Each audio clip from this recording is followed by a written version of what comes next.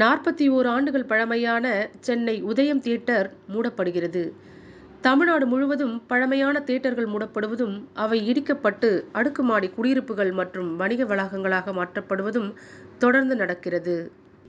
ஏற்கனவே சென்னை மக்களை அரை நூற்றாண்டுகளுக்கும் மேலாக மகிழ்வித்து வந்த சாந்தி, கிருஷ்ணவேணி, ராக்ஸி, மேகலா, உமா உள்ளிட்ட பல தியேட்டர்கள் மூடப்பட்டுள்ளன. இந்த வரிசையில் சென்னை அசோக் நகரில் இயங்கி வந்த புகழ்பெற்ற உதயம் தியேட்டரும் மூடப்படுகிறது. இந்த தியேட்டர் வளாகத்தில் உதயம், மினி உதயம், சூரியன், சந்திரன் ஆகிய 4 திரைகள் இயங்கி வந்தன. தற்போது இந்த தியேட்டரை பிரபல கட்டுமான நிறுவனம் விலைக்கு வாங்கியுள்ளது.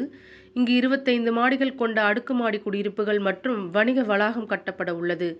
இதற்காக தியேட்டர் விரைவில் இடிக்கப்படுகிறது. உதயம் தியேட்டர் 1983ஆம் ஆண்டு கட்டப்பட்டது. 41 ஆண்டுகள் பழமையான இந்த தியேட்டர் மூடப்படுவது ரசிகர்களுக்கு வருத்தத்தை ஏற்படுத்தியுள்ளது. கொரோனாவுக்கு பிறகு OTT தளங்கள் வரத்தினால் தியேட்டர் தொழில் நசிந்துள்ளது. திரையரங்குகளுக்கு வந்து படம் பார்ப்போர் எண்ணிக்கை கணிசமாக குறைந்துள்ளது. மேலும் இது போன்ற பல்வேறு சுவாரஸ்யமான தகவல்களை அறிய யுவி நியூஸ் தமிழ் சேனலுடன் இணைந்திருங்கள்.